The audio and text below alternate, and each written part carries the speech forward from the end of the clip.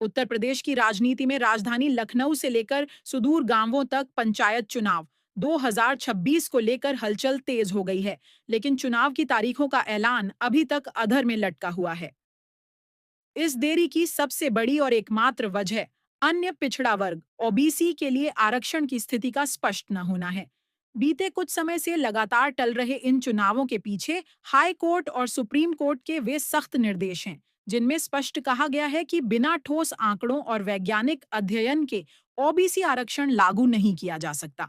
इसी संवैधानिक अनिवार्यता को पूरा करने के लिए राज्य सरकार फूंक फूंक कर कदम रख रही है, ताकि पिछली बार की तरह इस बार चुनाव प्रक्रिया किसी कानूनी विवाद में न फंसे।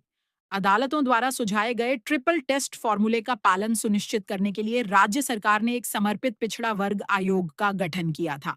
इस आयोग को प्रदेश के सभी जिलों में जाकर यह सर्वेक्षण करने की जिम्मेदारी सौंपी गई थी कि वास्तव में किस क्षेत्र में पिछड़ा वर्ग का राजनीतिक प्रतिनिधित्व कितना है और क्या वे सामान्य वर्ग के मुकाबले सत्ता के ढांचे में पीछे रह गए हैं। खबरों के मुताबिक आयोग ने अपना मैदानी काम लगभग पूरा कर लिया है और जिलों से आंकड़े जुटा लिए गए हैं।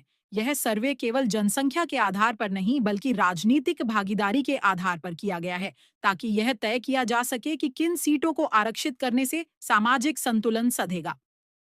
सचिवालय और सरकारी गलियारों से मिल रही जानकारी के अनुसार आयोग की रिपोर्ट का ड्राफ्ट अंतिम चरण में है और अब आंकड़ों के मिलान के साथ साथ कानूनी भाषा को दुरुस्त किया जा रहा है। सरकार की मंशा है कि रिपोर्ट इतनी पुख्ता हो कि उस पर कोई उंगली न उठा सके। यह रिपोर्ट सीधे सार्वजनिक नहीं की जाएगी बल्कि पहले इसे राज्य सरकार को सौंपा जाएगा, जिसके बाद कैबिनेट स्तर पर इस पर चर्चा होगी और कानूनी विशेषज्ञों की राय ली जाएगी। सरकार से हरी झंडी मिलने के बाद ही आरक्षण का अंतिम प्रारूप राज्य निर्वाचन आयोग को भेजा जाएगा, जिसके बाद ही सीटों के आरक्षण, वार्डों के परिसीमन और अंततः चुनाव की अधिसूचना जारी करने का रास्ता साफ हो पाएगा। इस अनिश्चितता के माहौल ने गांव की राजनीति में बेचैनी बढ़ा दी है। संभावित उम्मीदवार, चाहे वे मौजूदा प्रधान हों या नए दावेदार, सभी इस बात को लेकर असमंजस में हैं कि उनकी सीट किस वर्ग के लिए आरक्षित होगी। कई जिलों में यह चर्चा जोरों पर है कि नए सर्वेक्षण और आंकड़ों के आधार पर पुराने राजनीतिक समीकरण पूरी तरह बदल सकते हैं और कई रसूखदार चेहरे आरक्षण के नए चक्र में बाहर हो सकते हैं।